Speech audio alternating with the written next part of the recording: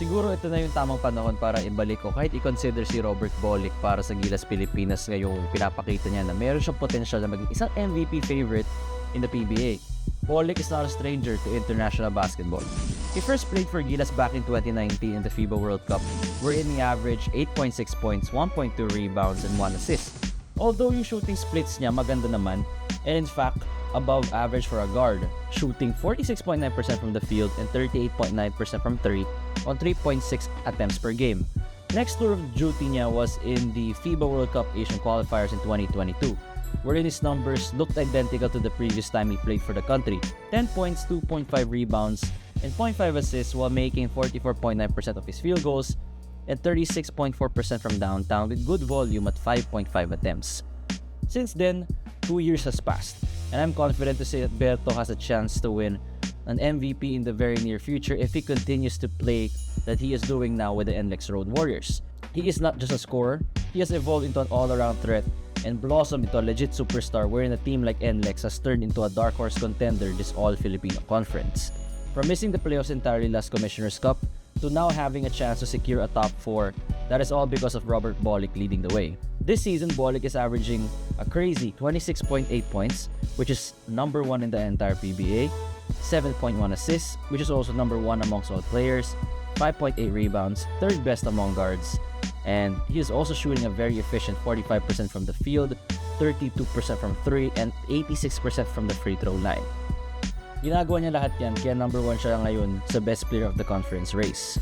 So looking at the 12-man lineup of Gilas Pilipinas of Coach Tim Cone, the last lineup he fielded was, for the guards, Scottie Thompson, Chris Newsom, CJ Perez. The wings, Dwight Ramos, Jamie Malonzo, Justin Brownlee, Calvin Oftana, Kevin Cambao. While the bigs were Carl Tamayo, Junmar Fajardo, AJ Edu, and Kai Soto.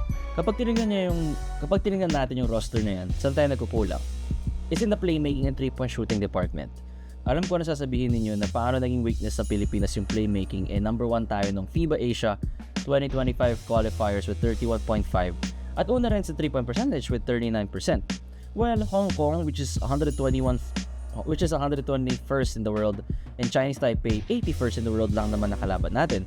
They didn't stand a chance against our who are complete from top to bottom, and alam natin that we'll be facing tougher opponents in the upcoming months to come.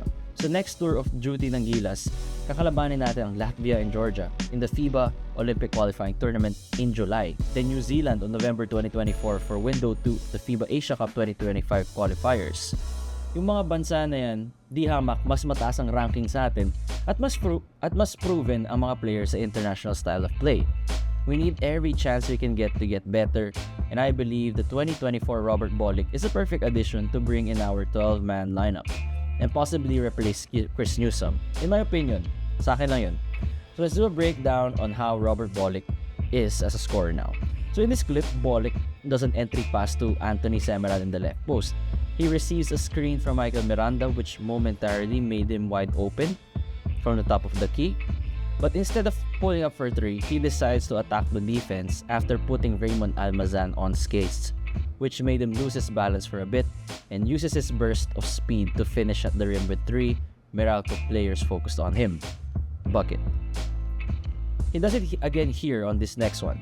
Up against a great defender like Chris Newsom, most players would need specific plays to set them up to score against good stoppers, but not Berto. All he needed was a simple screen in order to blow by Nunu and went full steam ahead to the rim. What makes Bolick special when it comes to attacking is his soft touch near the basket and knowing the angles of the defense so that he can put up the most efficient shot possible on what the opposing team is giving him. So what we all know, Bolick has always been an amazing 3-point shooter. May it be catch and shoot or off the dribble. In this example, he sized up Aaron Black, did a few crossovers to catch his attention, then pull up with ease. Splash. Isa pa para lang pakita gaano kalayo yung range ni Berto sa 3-point line. Dito against Terra Firma, it's Swami Chongson this time guarding him. Nakita lang niya na maraming space yung binigay. He had no problems pulling up from deep. Another one from downtown. Now, what makes Robert Bolick a fit in Gilas is his evolved playmaking. Gaya ng sinabi ko kanina, hindi chamba yung pagiging number 1 niya sa assist sa PBA ngayon. And I believe that has a place in the national team. Especially kapag nagpapahinga si Scottie Thompson on the bench, you need a playmaker and a legit scoring threat at the same time. So here's a clip on how well Bolick is when it comes to the gravity attacks. And whenever he makes a drive, a screen set by Jake Pascual gives Berto the left lane to attack. So once the two Northport players collapses on him, he looks for his rolling big man who easily converts to 2 points after the pass. Hindi niya pinilit yung shot na yun.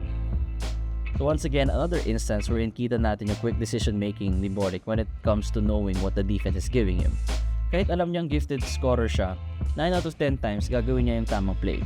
Here, two guys commits to him after the screen set by the big, and before he gets trapped sa baseline, he immediately finds a wide open Dave Barcelo, who has no one guarding him after a defensive miscommunication. Great read by Berto once again. Last, this time against Converge, Bolick asks for a screen from Michael Miranda. He drives right, attacks the tier of the defense, and as soon as he recognizes that there are multiple white shirts around him, he finds a wide open Enoch Valdez who is waiting on the left corner and hits the 3-bomb. In our current Gilas Pilipinas roster now, we only have Justin Browning who can create off the dribble in a consistent basis and CJ Perez to an extent. In the international game, where scoring is hard to come by, especially when we're facing elite countries already, we need another guy who can play within a controlled system like what Coach Tim is already running with our players, create his own shot if needed, and facilitate with the best of them. Robert Bolick gives our team a higher ceiling and a veteran who knows how to play in the international scene. So lastly, it also helps that Coach Jong Oichico is in the Gilas coaching staff, and I'm sure he'll be able to insert the name of Berto when the timing is right. Si Coach Jong kasi assistant coach with NLEX, so yeah, some bit of context. So let me know what you guys think in the comments. Peace.